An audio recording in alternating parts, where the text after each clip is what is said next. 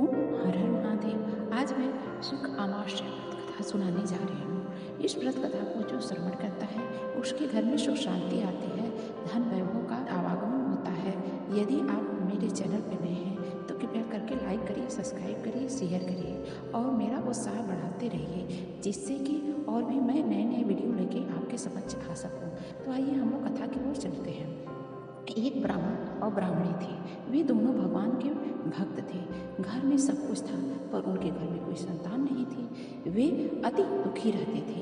एक दिन अपनी स्त्री से वन में तपस्या करने जाने के लिए कहा। भगवान पर भरोसा करके वन में चला गया। जंगल में जाकर के तप करने लगा। बहुत वर्ष बीत गए।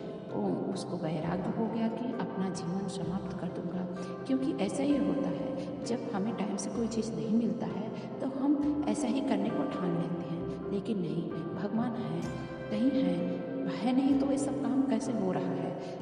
इतनी सारी प्रकृति हमको सब कुछ ला के दे रही है। यदि भगवान नहीं होते तो आज क्या होता।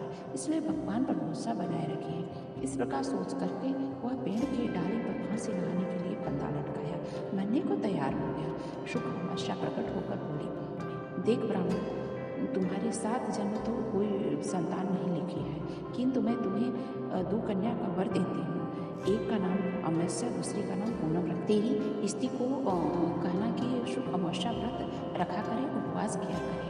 अमावस्या के दिन 1 कटोरी चावल भरकर पुष्प और दक्षिणा रखकर किसी मंदिर में रखना। ऐसा 1 साल तक करना।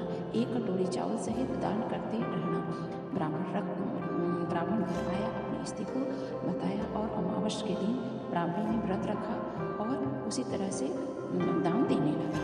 बाद में उसकी 2 कन्या हुई। तब उसने एक का नाम अमावस्या रखा, दूसरी का नाम पूनम रखा। धीरे धीरे बड़ी होने लगी।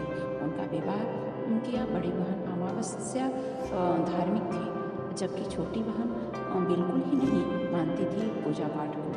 बड़ी घर में संपन्न था, सब कुछ भंडार भरे हुए थे, पर छोटी बहन के घर में दुख का अपरंपार था। जब बड़ी बहन अमावस्या को छोड़ती कि हमारी बहन बहुत दुखी रहती है, उसके घर में कुछ नहीं है खाने को, तब अमावस्या गाड़ी भर करके सामान छोटी बहन के यहाँ, पूनम के यहाँ पहुँचा दिया।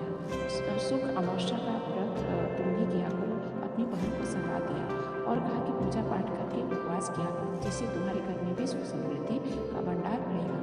1 साल तक चावल का कटोरी भरकर दक्षिणा दान करना। पूनम आए तो तुम दिन भी घर में धन धान भरा रहेगा और संतान की वृद्धि होगी। इस प्रकार भी जो कुछ अमावस्या व्रत रखता है उसके घर में धन भरा रहता है।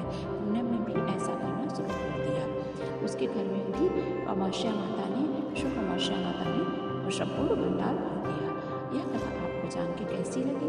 यदि आपको अच्छी लगी हो तो अपने बहन को सपोर्ट कीजिए, जिससे कि हमारा भी चैनल